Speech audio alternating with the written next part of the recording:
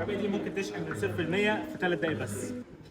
النهارده يا جماعه هنشوف تكنولوجيا الصين وصلت لفين. 150,000 ريال ممكن يجيبوا لك عربيه شكلها عامل ازاي. يلا بينا. يعني اول حاجه عشان تفتح العربيه دي انت بس بتدوس هنا وهنا، يعني بيطلع لك الاوبرا تفتح منها.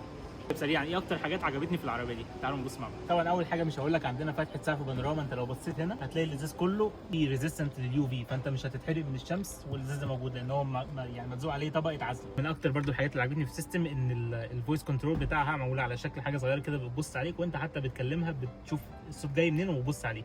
هاي نومي. بصوا بتبص لي انا. جوانبي ترانكو. جوانبي ترانك. الفكره كمان انا ممكن اسالها مثلا ان هي تفتح ده بنسبه كام. هاي نومي. 窗户打开20%。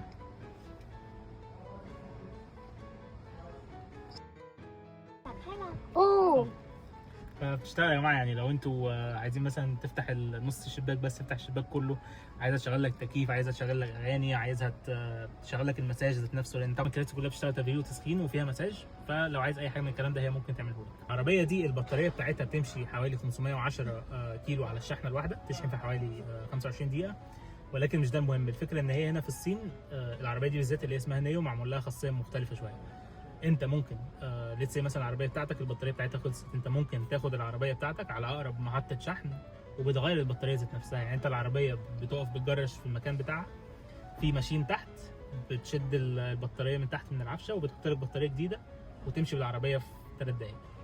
عمليه التغيير دي كلها في 3 دقائق، فانت اصلا مش محتاج انت تروح تشحن وتاخد 29 دقيقه. لو انت رحت لمحطه الشحن بتغير البطاريه على طول. زي ما انت شفتوا فيها الفويس كنترول، فيها الاوتو بايلوت بتاعها، العربيه بتمشي لوحدها، بتشتغل على الجي بي اس لوحدها. هل هي موجوده في الشرق الاوسط؟ يا جماعه العربيه حاليا نزلت في ابو ظبي بس، فلو حد مثلا من الشرق الاوسط عايز يشتريها هي موجوده في ابو ظبي. وبس كده. عرفوني عايزين تشوفوا اي تكنولوجيا جديده في الصين، ما تنسوش تعملوا كومنت وفولو وخلينا نديبيت في الكومنتات ايه رايكم في العربيه دي.